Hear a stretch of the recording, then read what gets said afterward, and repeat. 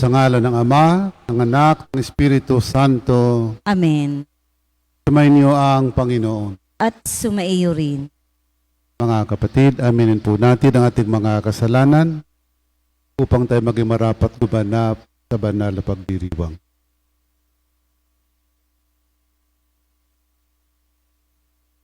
Inaamin ko sa makapangyarihang Diyos at sa inyo mga kapatid, na lubha akong nagkasala sa isip, sa salita at sa gawa, at sa aking pagkukulang. Kaya isinasamo ko sa mahal na Birheng Maria, sa lahat ng mga anghel at mga banal, at sa inyo mga kapatid, na ako'y ipanalangin sa Panginoong ating. Tawaan tayo ng makapangyarihang Diyos, patawarin tayo sa ating mga kasalanan, at patnubayan tayo sa buhay na walang hanggan. Amen. Panginoon, kaawaan mo kami. Panginoon, kaawaan mo kami. Kristo, kaawaan mo kami. Kristo, kaawaan mo kami. Panginoon, kaawaan mo kami. Panginoon, kaawaan mo kami. Manalangin tayo.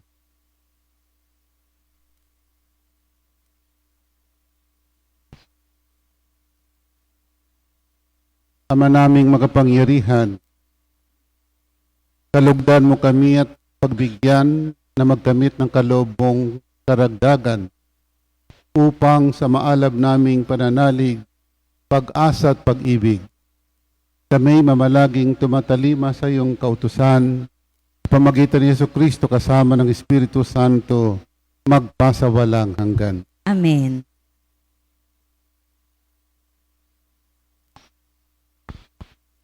Pagbasa mula sa ikalawang sulat ni Apostol San Pablo sa mga taga-Korinto. Mga kapatid, ipagpaumanhin ninyo kung ako'y nag-uugaling hangal. Nakadarama ako ng makadiyos na panibugho. Tulad kayo ng isang malinis na dalagang ipinakipagtipan ko sa isang lalaki kay Kristo. Ngunit nag-aalala akong baka malason ng inyong isipan at mailayo kayo sa tapat at dalisay na pananalig kay Kristo, tulad ni Eva na nalinlang ng ahas. Sapagkat malugod ninyong tinatanggap ang sinumang dumarating at nangangaral ng ibang Jesus kaysa ipinangaral ko. Tinatanggap ninyo ang espiritu at aral na iba sa itinuro ko sa inyo.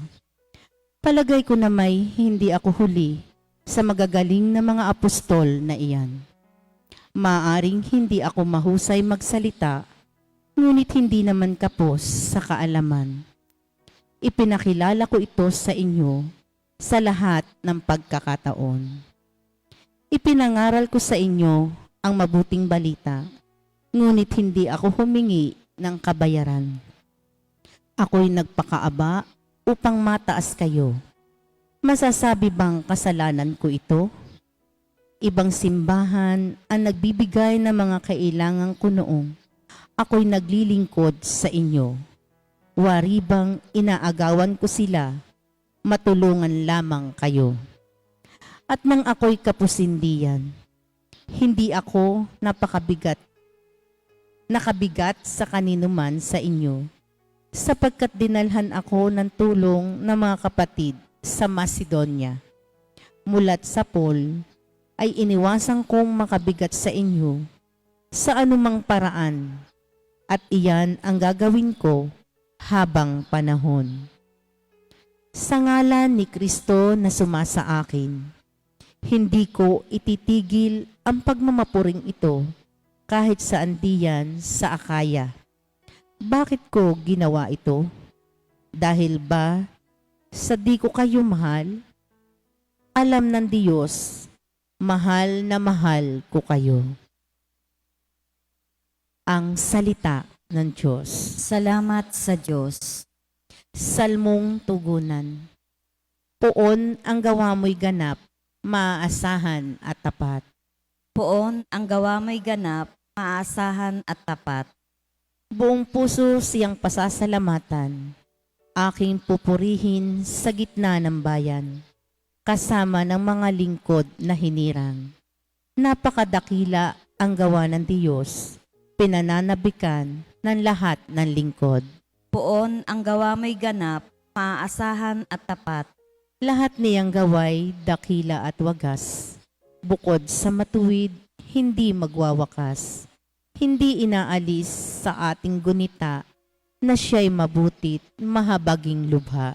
Poon ang gawa mo'y ganap, maaasahan at tapat. Ang gawa ng Diyos, matuwid at tapat, at maaasahan lahat niyang batas. Ito ay lalagi at di magwawakas, pagkat ang saligay, totoo't matapat. Poon ang gawa mo'y ganap, maaasahan at tapat.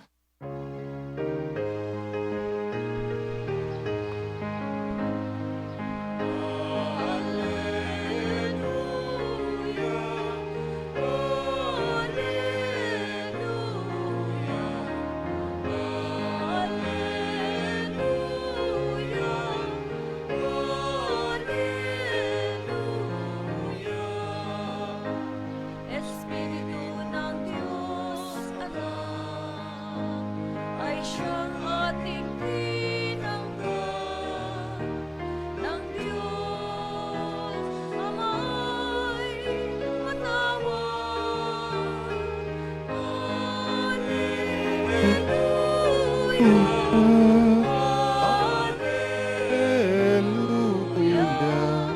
Hallelujah. Hallelujah.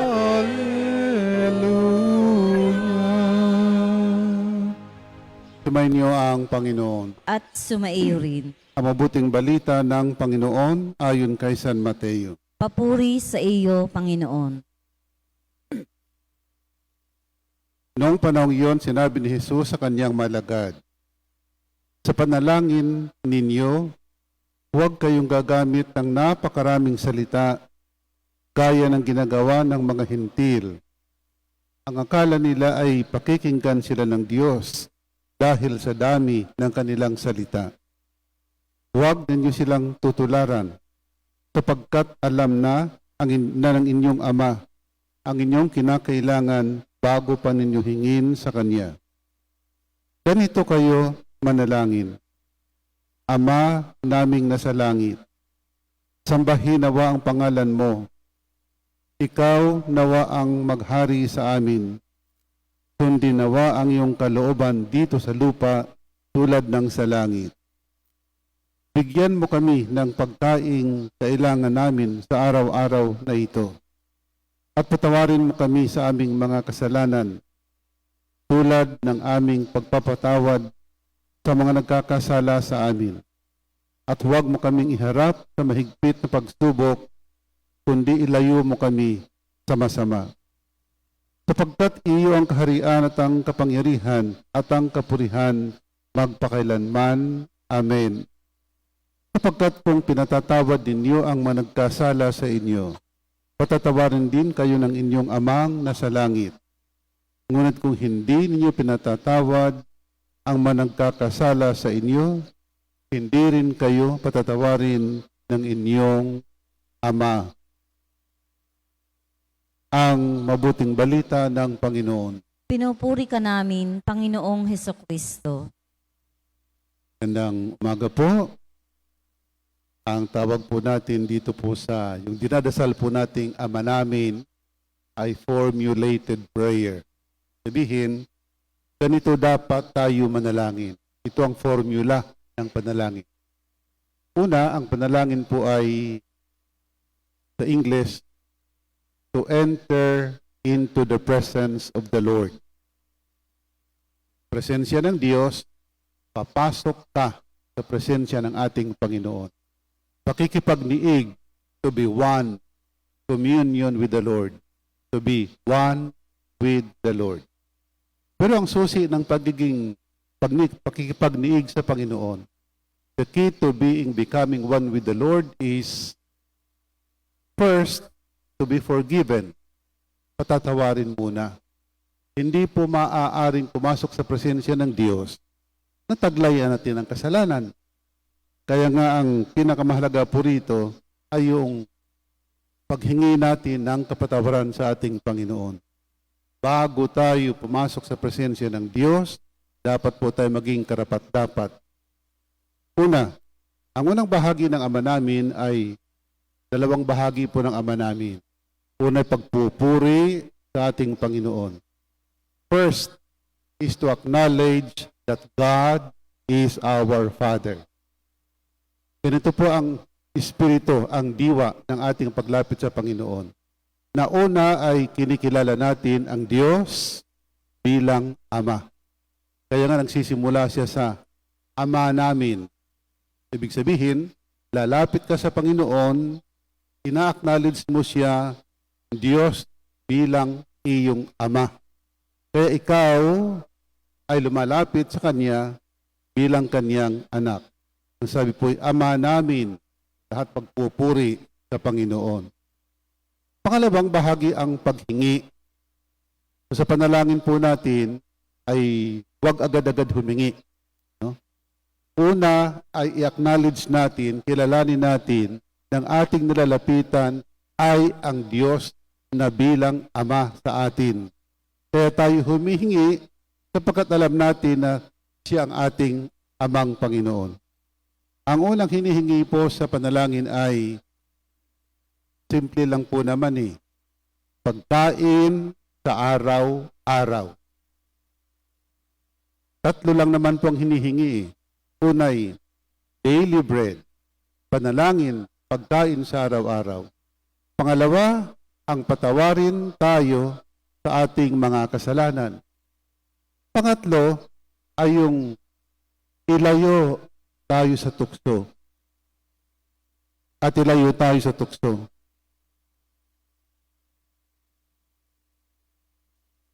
Ilayo sa tukso, ilayo sa masama. Tatlo lang naman po yun Tayo kung minsan pag manalangin, ang dami-dami nating kahilingan.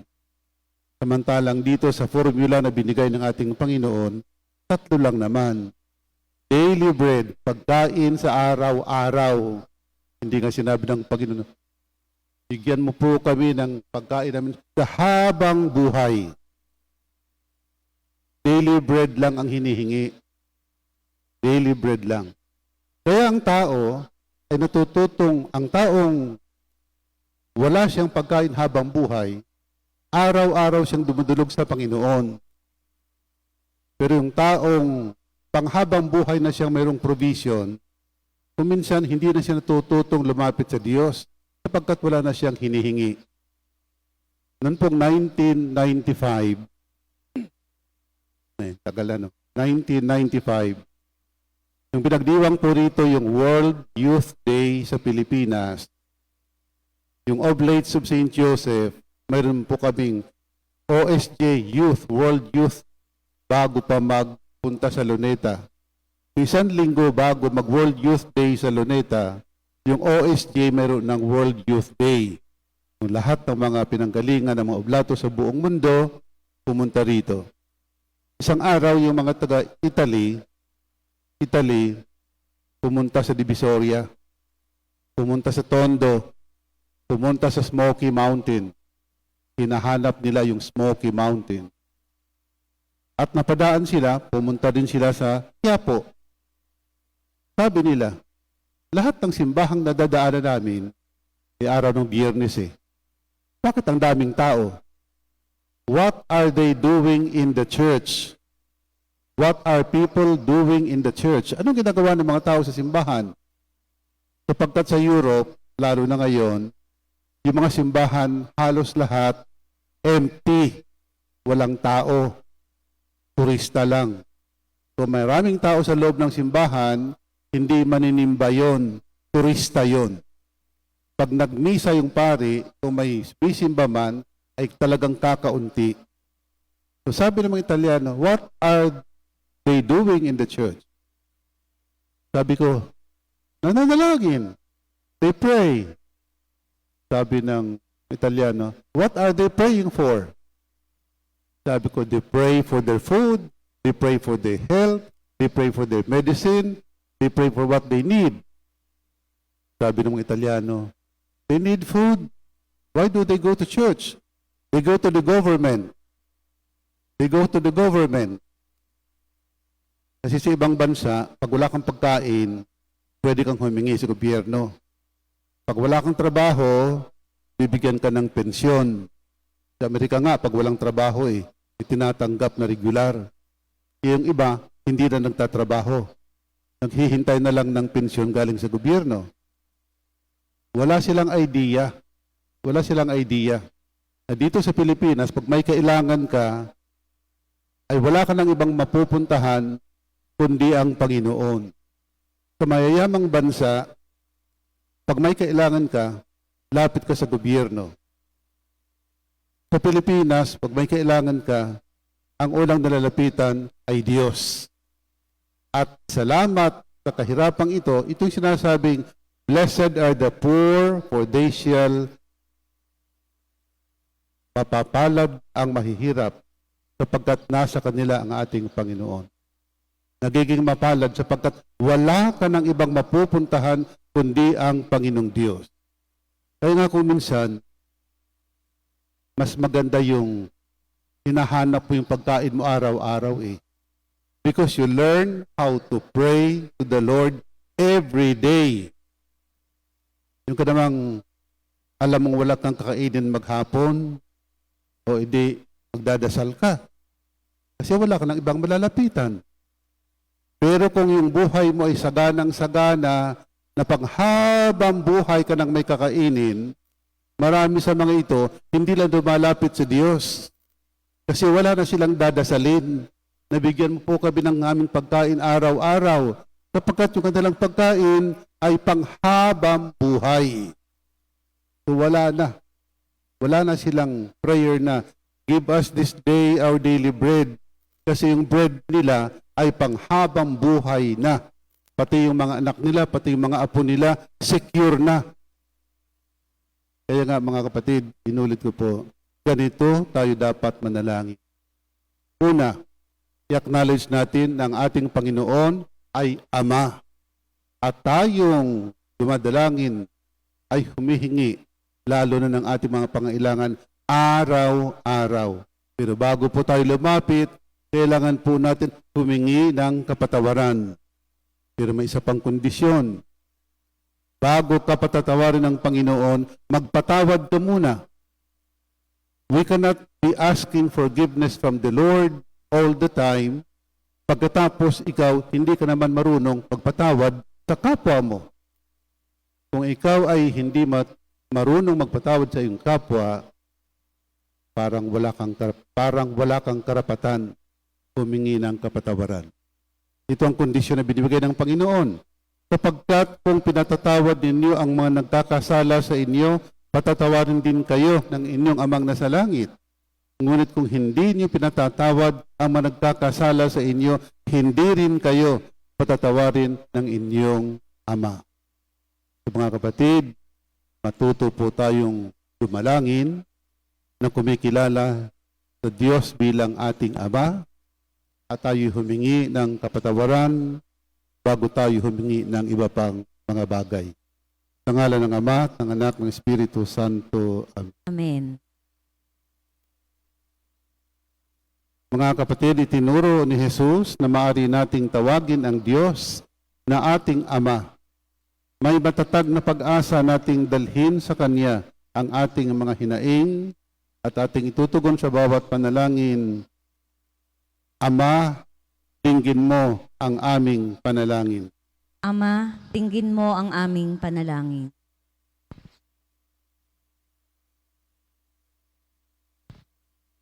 Ang simbahan naway laging ipahayag sa buong sanlibutan ang malalim na pananalig sa pagdating at paghahari ng pag-ibig, katarungan at kapayapaan ng Ama.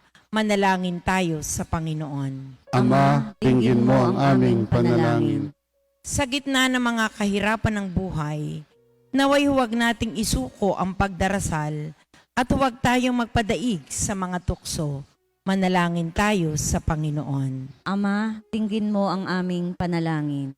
Tayo naway magkaroon ng sapat na pagkain sa ating pang-araw-araw na pangangailangan at kadakilaan ng puso ng patawarin ng ating mga kaaway. Manalangin tayo sa Panginoon. Ama, dinggin mo ang aming panalangin. Ang mga may sakit at yaong mga nag-aaruga sa kanila, naway maranasan ng Diyos sa kanilang araw-araw na pagsasakripisyo. Manalangin tayo sa Panginoon. Ama, tingin mo ang aming panalangin. Ang mga yumao, naway makita ng harapan ang Diyos sa kanyang walang hanggang tahanan. Manalangin tayo sa Panginoon. Ama, tingin mo ang aming panalangin. O Ama naming nasa langit, pinasasalamatan ka namin sa iyong pakikinig sa aming mga hinaing. Tulungan mo kaming laging manalig sa iyong mapagmahal na pamamaraan at tanggapin ang iyong kalooban sa aming buhay. Hinihiling namin ito sa magitan ni Kristong aming Panginoon. Amen.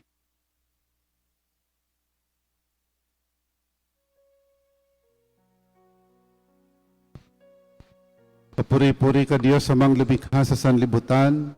Sa iyong kagandahang loob, narito ay may alay mula sa lupa't buwan ng aming paggawang tinapay na ito para maging pagkaing nagbibigay buhay. Kapuri-puri ang poong may kapal, ngayon at kailanman.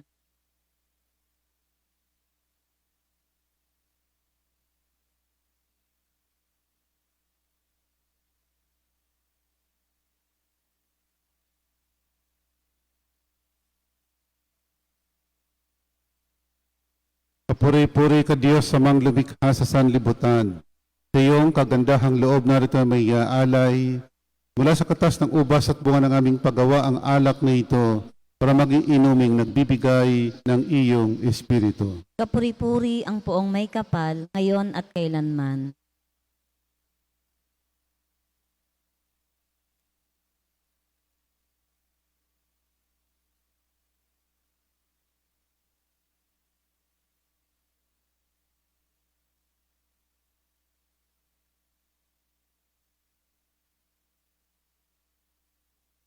Manalangin kayo mga kapatid upang paghahain natin ay kalugdan ng Diyos, Amang makapangyarihan. Tanggapin nawa ng Panginoon itong paghahain sa iyong mga kamay, sa kapurihan niya at karangalan sa ating kapakinabangan at sa buong sambayanan niyang banal. Ama naming lumikha, tanggapin mo ang aming paghahain ng papuri sa iyong kabutihan sa amin. Sa dulot nawa nitong kadalisayan, kami naway makapag-alay ng iyong kinalulugdan sa pamagitan ni Jesucristo kasama ng Espiritu Santo magpasawalang hanggan. Amen. Sumayin niyo ang Panginoon. At sumaiyo rin. Itaas sa Diyos ang inyong puso at diwa. Itinaas na namin sa Panginoon. Pasalamatan natin ang Panginoong ating Diyos. Marapat na siya ay pasalamatan. Ama naming makapangyarihan, tunay ngang marapat kami aming pasalamatan. Pinagbibigyan mong ito'y aming maihayag, kahit na ito'y walang anumang maidaragdag, sa kadakilaang sa iyo ay likas.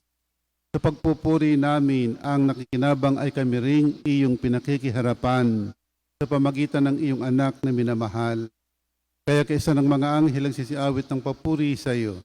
Nang walang humpay sa kalangitan kami nagbubunyi sa iyong kadakilaan. Santo, Santo, Santong Panginoong Diyos ng mga hukbo, napupuno ang langit at lupa ng kadakilaan mo.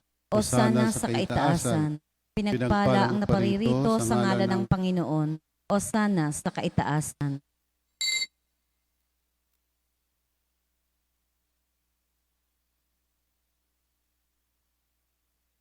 Ama naming banal, ikaw ang bukal ng tanang kabanalan. Kaya't sa pamagitan ng Espiritu gawin mong banal ang makaloob na ito upang para sa amin maging katawan at dugo ng aming Panginoong Jesucristo. Bago niya pinagtiis ang kusang loob na maging handog, hinawakan ng tinapay, pinasalamatan kanya, pinaghati-hati niya yon. Niabot sa kanyang malagad at sinabi, tanggapin ninyong lahat ito at kanin. Ito ang aking katawan na hahandog para sa inyo.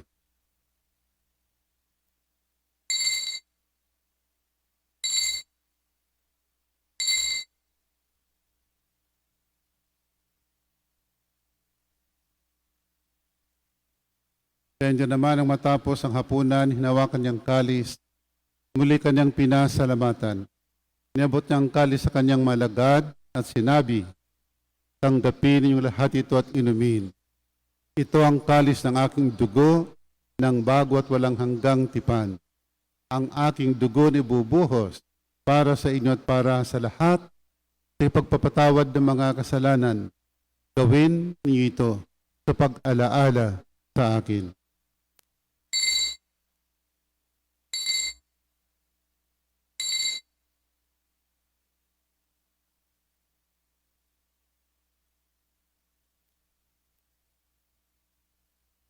Pagbunyi natin ang misteryo ng pananampalataya. Si Kristo'y namatay, si Kristo'y nabuhay, si Kristo'y babalik sa wakas ng panahon. Ama, ginagawa namin ngayon ng pag-aalala sa pagkamatay at muling pagkabuhay ng iyong anak. Kaya tiniaalay namin siyang tinapay na bibigay buhay at ang kalis na nagkakaloob ng kaligtasan.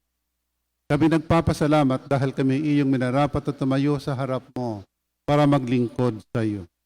Isinasamo namin kaming magsasalo-salo sa katawan at dugo ni Kristo ay mabuklod sa pagkakaisa sa pamagitan ng Espiritu Santo. Alalahan mga kapatid naming nahimlay na may pag-asang sila'y muling mabubuhay. Gayon din ang lahat ng mga pumanaw. Kawan mo sila't patuloyin sa iyong kaliwanagan. Kawan pagindapatan kaming lahat na makasalo sa iyong buhay na walang wakas. Kaysa ng mahal Birheng Maria na ina ng Diyos, kaysa ng poong San Jose, ng mga apostol at ng lahat ng mga banal na namuhay dito sa daigdig ng kalugod-lugod sa iyo.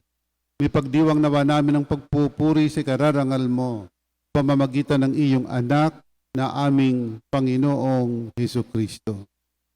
Sa pamamagitan ni Kristo kasama niya at sa Kanya, ang lahat ng parangal at papuri ay sa Diyos amang makapangyarihan, kasama ng Espiritu Santo, magpasawalang hanggan.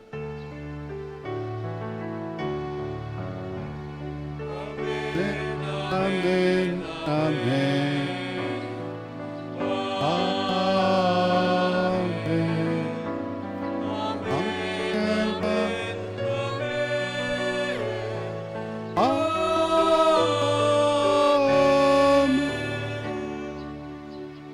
Sa tagubilin ng kagagaling na utos at turo ni Jesus na Panginoon natin at Diyos, awitin natin ang Ama namin.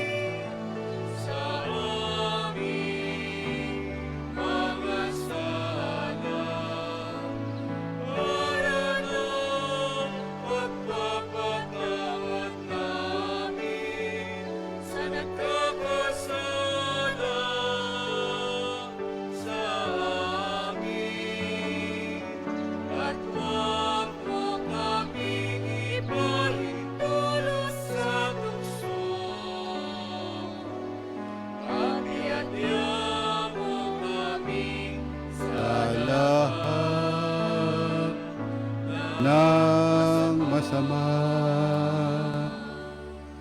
Hinihiling namin kami adya sa lahat ng masama, pagkalooban ng kapayapaan araw-araw iligtas sa kasalanan at ilayo sa lahat ng kapahamakan. Samantalang aming pinanabikan ng dakilang araw ng pagpapahayag ng tagapagligtas naming si Hesu Kristo. Sapagkat iyo ang kaharian at ang kapangyarihan at ang kapurihan magpakailanman. Amen. O Panginoong Hesukristo, sinabi mo sa iyong mga apostol, kapayapaan ang iniiwan ko sa inyo, ang aking kapayapaan ibinibigay ko sa inyo. Tunghayan mong aming pananampalataya at huwag ang aming mga pagkakasala. Pagkalooban mo kami ng kapayapaan at pagkakaisa ayon sa iyong kalooban, kasama ng Espiritu Santo, magpasawalang hanggan. Amen. Ang kapayapaan ng Panginoon ay laging sumainyo. At sumaiyo rin. Bigayan po tayo ng kapayapaan sa isa't isa. Kordero ng Diyos na nag-aalis ng mga kasalanan ng sanlibutan, maawa ka sa amin. Kordero ng Diyos na nag-aalis ng mga kasalanan ng sanlibutan, maawa ka sa amin. Kordero ng Diyos na nag-aalis ng mga kasalanan ng sanlibutan, ipagkaloob mo sa amin ang kapayapaan.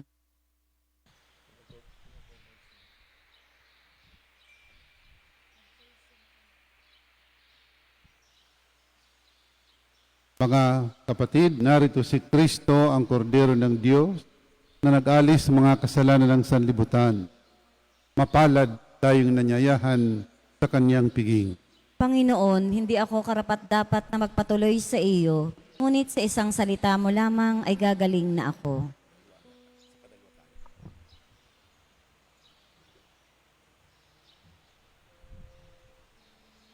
Ang katawan ni Kristo. Amen.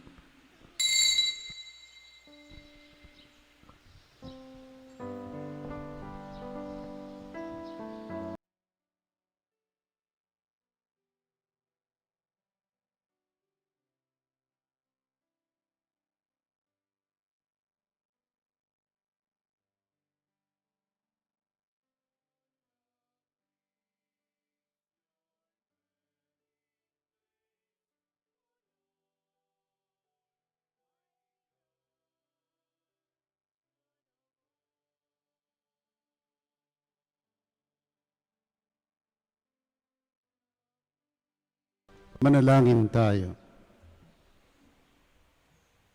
Ama naming mapagmahal, kaming nakinabang sa katawan at dugo ng iyong anak ay sumasamo sa iyong habag upang ang aming taimtim na ginanap ay maging pagtanggap namin sa tiyak mong pagliligtas sa pamagitan ni Jesucristo kasama ng Espiritu Santo magpasawalang hanggan.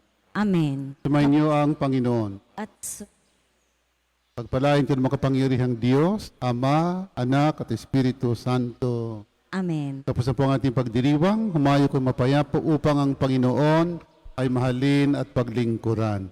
Salamat sa Diyos.